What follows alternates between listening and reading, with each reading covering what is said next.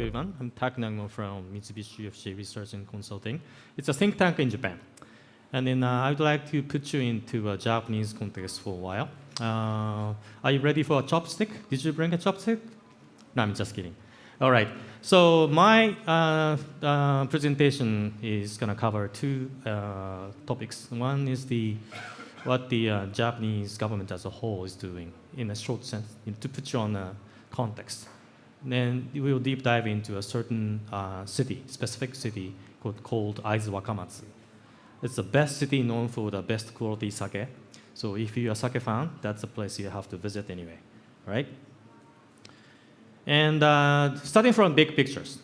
So Germany has Industry 4.0.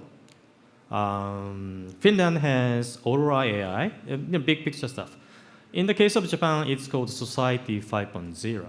Why 5.0? Starting from hunting as 1.0, farming 2.0, industry 3.0, information 4.0. Now the smart society 5.0, right?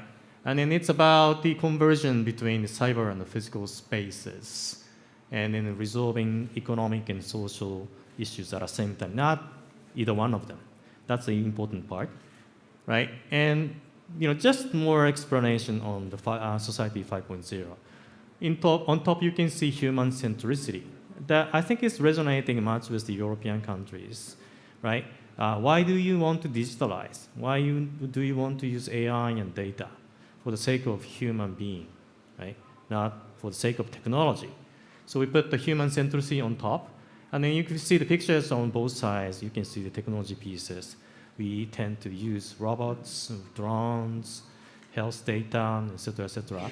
And again, shooting towards the simultaneous resolution of social and economic issues at the same time. And in reality, it's not that simple, right? The big picture is easy always. But digital government is intertwined with the industry and smart cities. So when you talk about the digitalization, it's a combination of the three. And the key question is, how do you make it happen? Of course, there are two ways, top-down and bottom-up approaches. And initially, the Japanese government put together a big strategic initiative for the top-down, right? That will usually start from the top-down. But the distance between the top and the citizen at the bottom is so wide. So it doesn't really resonate and take a long time. And we need to have this portion together, right? So it's not either one of them, maybe a combination of the two. The ratio of the two is up to the society, right? Top-down pieces include the philosophy and kind of scale-oriented system thinking, whereas the bottom-up piece include design thinking, more close to the individual needs of the citizens. So we are struggling. What's the best combination of the two? Maybe you are too. So this is kind of modern issues all the society facing right now. And second, more serious but philosophical, abstract a little bit, issue is what's the philosophy behind the digitalization, right? This is a little bit complicated, although the schematics is a little sketchy. But you can see political freedom access and economic freedom access. And obviously, this area is a neoliberalism. Example of the GAFA from the United States. So commercially driven data management, use of data ownership is one piece. Do you belong to that world? The opposite. This is nicely noted as a communitarianism, but more of the communism or China, or authoritarian use of data for controlling you people, citizens. Do you want to belong to that world? Another option is more of the liberalism, social democratic use of data. Probably Finland, Denmark, to some extent, Estonia is also belonging to that world. At the end, it's the data, right? So more the data is better. So which club do you want to belong to? That discussion hasn't been widely done yet in many parts of the world, including Japan. So this is a philosophical discussion. Probably somewhere around here, we have a common goal with the European states. So, hopefully, we can work together in that philosophy space. And another reality Japan has been facing, starting from this one, the decreasing and aging population. Do you know how many people are, I would say, the number of the population decreasing in Japan a year? Any guessing? 450,000 population decreases per year. It's equivalent to the size of the city of Tallinn. Each year we are losing the population to the, equivalent to the size of the city of Tallinn. Isn't it serious, right? And then also, if you look at the aging, the pink part is the so-called productivity age group, 15 to 64, but it's sharply decreasing. And this yellow line represents the ratio of the people over 65. And in our average age right now is 46, so the world's oldest population, followed by actually Finland, actually, so we share the same issue, right? And on this side, the kind of obstacles we are facing, weak trust on technology. Trust is a big word in this world. Trust, if we don't trust technology, data, AI, it's going to be a big hurdle. And this is blurred a little bit, but Japan is here. Actually, China is here. So if you don't trust the use of technology or data, it's going to just slow down the process, right? It's not that we don't like technologies, we don't like data, but we are kind of fearful of what unknown factors after the implementing AI or technologies, what's going to happen. Whereas you are almost satisfied with daily life. Why do you want to make a change? You want improvement, but the change by installing the new technology is a key question. Haven't reached a clear-cut conclusion yet in Japan, right? And of course, the human being, the readiness for the technological digital transformation and the complex regulations is another issue. It's an old country, so lots of regulations taking place. Sometimes serves as a hurdle to cities to change. So that's the kind of macro view, our reality. Now let's put our shoes in the city's mayor. The city is called Aizu Wakamatsu. It's sitting right here. And then, by the way, the yellow bubbles, yellow circles are the smart cities in Japan. Not all of them, but the major ones only. So there are like 20 or 30 smart cities going on at the same time, in different magnitude, different field, but they are regarded as smart cities. Among that, the Aizu Wakamatsu I think, is the kind of a catalyst or the enabler for the digital transformation in Japan. It's the 122,000 people, which is about 1/10 of Tallinn. It's a fairly small city. It's a fairly small city that is famous for sake and a beautiful castle known for samurai heritage before a long time ago. And we have Aizu University, which has a strategic alliance with the Tallinn Technology University. And there are a lot of fancy things we can talk about from the technological standpoint, as I included in both sides of this slide. Smart wellness, smart healthcare, citizen communication platform, smart energy, smart tourism, smart agriculture. But I'm not intending to talk about each one of these. This is something not that different from what you see in any parts of the world, right? Apps and the data and user usability, easy usability and so on. But more interested in how this occurred. So it's more on the social science side. Here is a starting point. We can remember a great earthquake that took place in 2011, March 11th in Japan, Fukushima. You guys can remember that, right?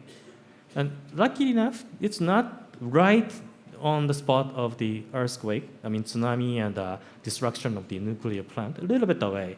But still, it brought huge damage to the Aizu Wakamatsu. Many people left for the fear of repeated earthquake and contamination by the nuclear radiation, right? So once a negative reputation takes place, then no one buys the agricultural product from that area. Young people, particularly young people, leave that city, right?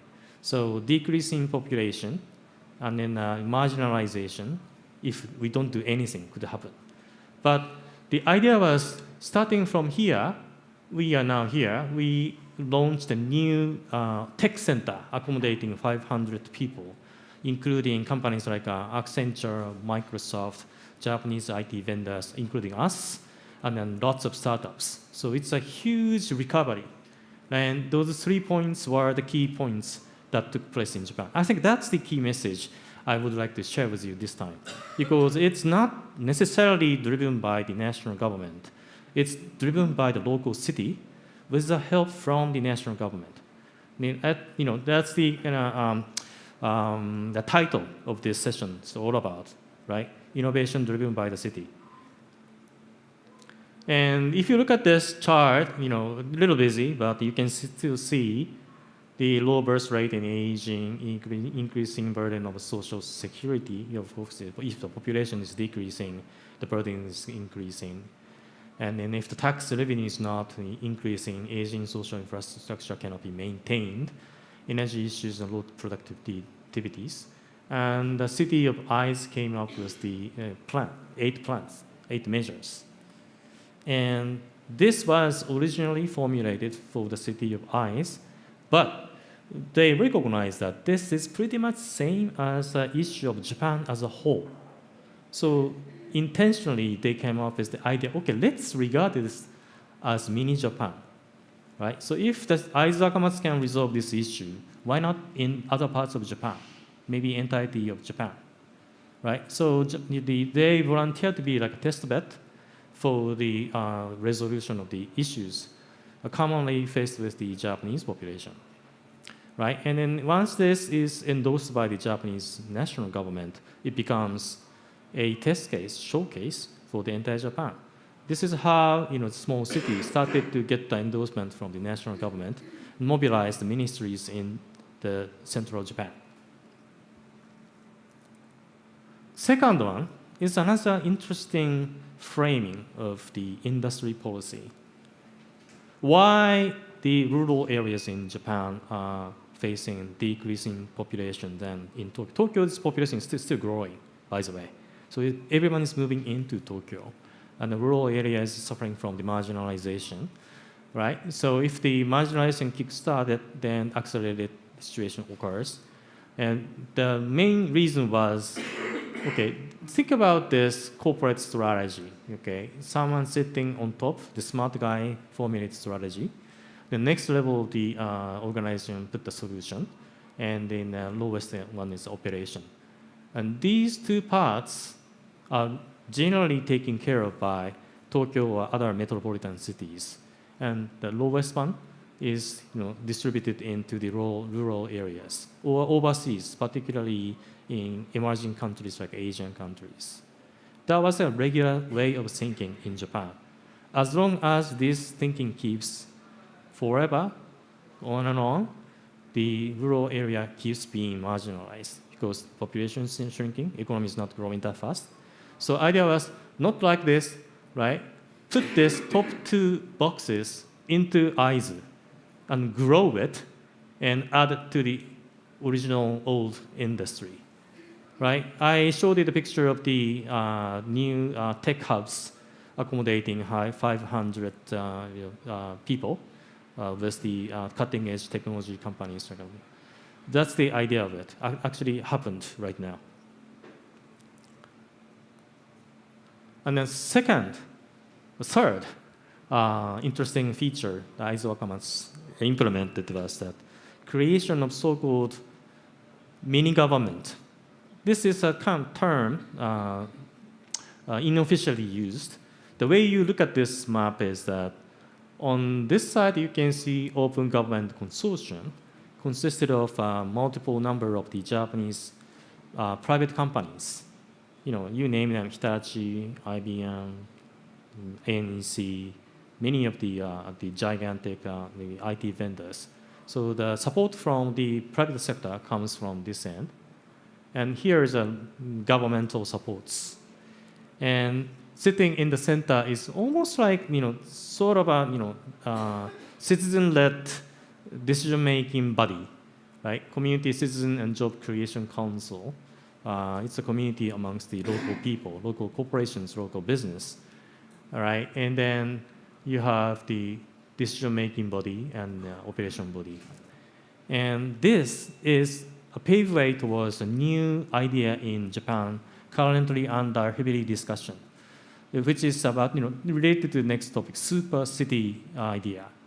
The lot of regulations, laws and regulation is a hurdle for the Japanese society to evolve, right?